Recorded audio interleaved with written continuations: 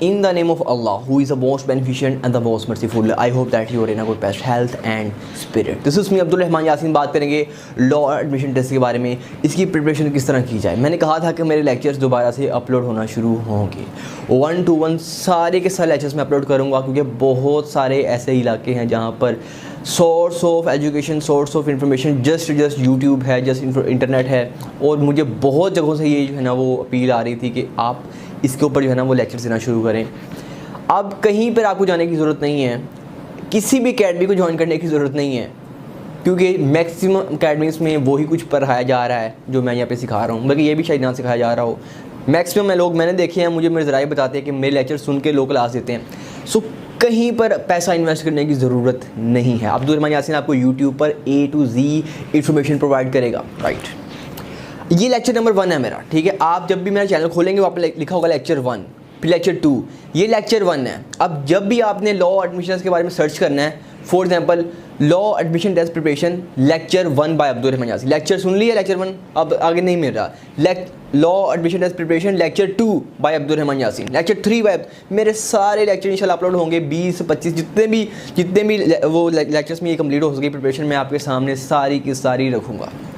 लेकिन अब आपने सिर्फ नहीं सुनना, जो बाकी टेस्ट लोग दे रहे हैं उनके साथ भी आपने शेयर करना, ताकि उनको भी जो है ना ये फैसिलिटी मिल सके। बहुत सारे ऐसे इलाके जहाँ पे खैर गुफ्तगू गा सकते हैं। सबसे पहले लेक्चर में मैं ये चाहूँगा कि मैं आपको इसका तमाम तरह इंट्रोडक्शन दूँ कि इसमें पढ़ाया आपको क्या जाता है, इसमें कौन कौन सी चीज़ें पूछी जाती हैं, इसका सिलेबस क्या है, ये मेन चीज़ है, ठीक है। लेक्चर 1 है। लेक्चर 1 के अंदर हम सिलेबस की बात करें। सबसे पहले मैं आपको बता दूं कि लॉ एडमिशन टेस्ट का जो पेपर है ये 100 नंबर के ऊपर मुबनी है, 100 नंबर के ऊपर कंप्रोमाइज़ कर ये मुश्तमिल है, ठीक है। इसमें से पहला जो पोर्शन है वो सब्जेक्टिव है, एक पोर्शन ऑब्जेक्टिव और सब्जेक्टिव है। सब्जेक्टिव पोर्शन जो है वो आपका 25 नंबर का है, ऑब्जेक्टिव पोर्शन आपका 75 मार्क्स का है। पेपर होता किस तरह और आता किस तरह और सिलेबस क्या है, ये चीज़ें डिफरेंट हैं। सिलेबस कुछ और होता है, आता कुछ और है, ये मैं पहले बता दूँ आपको, ठीक है।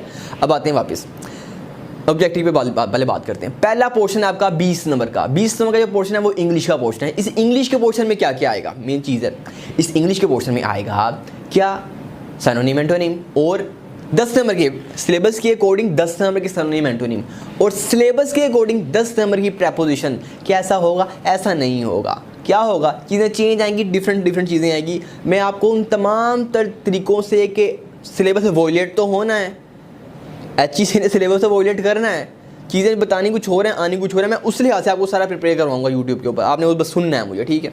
हम सब तरीके से, लेकिन हम चूँकि अब पूरा किताबी बात कर रहे हैं तो किताबी लिहाज से 10 नंबर की प्रेपोजिशंस और 10 नंबर के सिनोनिम एंटोनिम